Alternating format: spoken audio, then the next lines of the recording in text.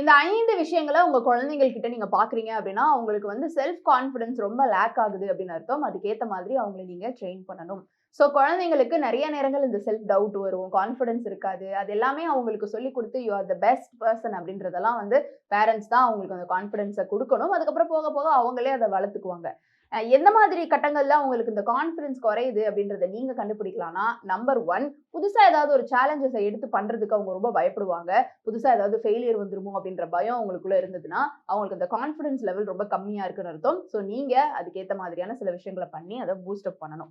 Number 2 அவங்க பத்தியே அவங்க வந்துட்டு ரொம்ப நெகட்டிவா பேசிட்டே இருப்பாங்க. என்னால இது முடியாது. நான் பண்ணா இதெல்லாம் சரிப்பட்டு வராது. அந்த மாதிரி ரொம்ப நெகட்டிவ் செல்ஃப் டாக் இருக்கு அப்படின்னாலும், அத நீங்க கேர் பண்ணிக்க வேண்டிய ஒரு விஷயம் தான். நீங்க அத எடுத்து பார்த்து அவங்களுக்கு வந்து அப்படிலாம் பேசக்கூடாது அப்படின்றத ஒரு மோட்டிவேஷன வந்துட்டு நீங்க ஒரு பேரண்டா குடுக்கணும். நம்பர் 3 ஏதாவது ஒரு தப்பு பண்ணிட்டா ரொம்ப ஓவர் ரியாக்ட் பண்றது. அச்சச்சோ! இப்படி ஆயிடுச்சே, அப்படி ஆயிடுச்சேன்னு கத்தி, அழுது, புரண்டு அந்த மாதிரியான ஒரு சிச்சுவேஷன்ல இருக்கிறாங்க அப்படின்னாலும், அவங்க மேல கான்ஃபிடன்ஸ் ரொம்ப கம்மியா இருக்குன்னு தான் அர்த்தம். சில நேரங்கள்ல பேரண்ட்ஸ் வந்து ஓவர் ரியாக்ட் பண்ணதுனால, அவங்க ஓவர் ரியாக்ட் பண்ணிருவாங்களோ அப்படின்ற பயத்துல இவங்க பண்ணக்கூடிய சான்சஸ் இருக்கு. ஸோ அவங்க கிட்ட பிரச்சனையா? இல்ல உங்ககிட்ட பிரச்சனையா? அப்படின்றத பார்த்து அத சரி பண்ண வேண்டியது ரொம்ப அவசியம். நம்பர் 4 ரொம்ப மத்தவங்களுடைய அப்ரூவல்க்காகவே வெயிட் பண்ணிட்டு இருக்காங்க அப்படின்னா, நீங்க அந்த இடத்துல அந்த கான்ஃபிடன்ஸ வந்து கொஞ்சம் பில்டப் பண்ணி தான் விடணும்.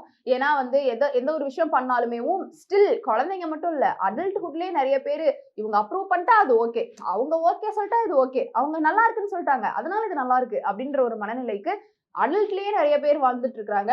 அந்த மாதிரி உங்க குழந்தை அடல்ட்ஹுட்க்கு போயும் மத்தவங்களுடைய அப்ரூவல்க்காக வெயிட் பண்ணிட்டு இருக்கணும்ன்ற மனநிலை வரக்கூடாதுன்னா, இப்பவே அந்த ஒரு செல்ஃப் கான்ஃபிடன்ஸ நீங்க வந்து அவங்களுக்குள்ள வந்து உருவாக்கணும். நம்பர் 5 புது புது ஃப்ரெண்ட்ஸ்லாம் வந்துட்டு அவங்க மேக்கே பண்ண மாட்டாங்களாம். குழந்தைங்க என்ன அடல்ட்லயே இன்னும் நெறைய பேர் ஃப்ரெண்ட்ஷிப்லாம் வேணாம்ப்பா அப்படின்ற ஒரு மனநிலையில தான் இருக்காங்க. உலகம் அப்படி இருக்குது அப்படின்னாலுமேவும், அவங்களுக்குள்ள அந்த ஒரு கான்ஃபிடன்ஸ் இருக்கும்போது அவங்களால அத ஈஸியா ஹேண்டில் பண்ணிக்க முடியும் அப்படின்ற கட்டத்துல நெறைய ஃப்ரெண்ட்ஸ் வந்துட்டு மேக் பண்ணுவாங்க.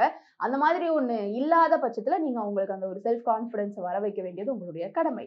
ஸோ பேரண்ட்ஹுட் அப்படின்றதுனால அதுக்குள்ள நெறைய ஸ்ட்ரெஸ்ஸு, இத பண்ணுங்க, அத பண்ணுங்க அப்படின்னு சோசியல் மீடியாலயே நெறைய வீடியோஸ் வந்து நீங்க பார்த்து டம்ப் பண்ணி ரொம்ப குழம்பிலாம் போயிட வேணாம். நீங்களே பார்க்கும்பொழுது சில விஷயங்கள் தெரியும். அப்படி இல்லாத பட்சத்துல இந்த மாதிரியான ஒரு சில சஜஷன்ஸ் பார்த்துட்டு, உங்க குழந்தைங்கள நீங்க அப்படியே ஜாலியா வளர்த்து விட, அவங்க ஒரு அடல்ட்ஹுட்க்கு வரும்பொழுது, யாரையும் நம்பி, யாரையுடைய அப்ரூவல்க்காகவும் வெயிட் பண்ணி, எந்த ஒரு ஒரு செல்ஃப் டவுட் இருக்கிற ஒரு பெர்சனாவும் இல்லாம, ரொம்ப ஜாலியா, கான்ஃபிடென்ட்டா இந்த உலகத்துல வந்துட்டு அவங்களால வாழ முடியும். ஸோ இந்த வீடியோ உங்களுக்கு பயனுள்ளதா இருந்ததா? அப்படின்ற உங்களுடைய கருத்துக்கள கீழ வந்து கமெண்ட் பாக்ஸ்ல ரியா என் கூட ஷேர் பண்ணலாம்.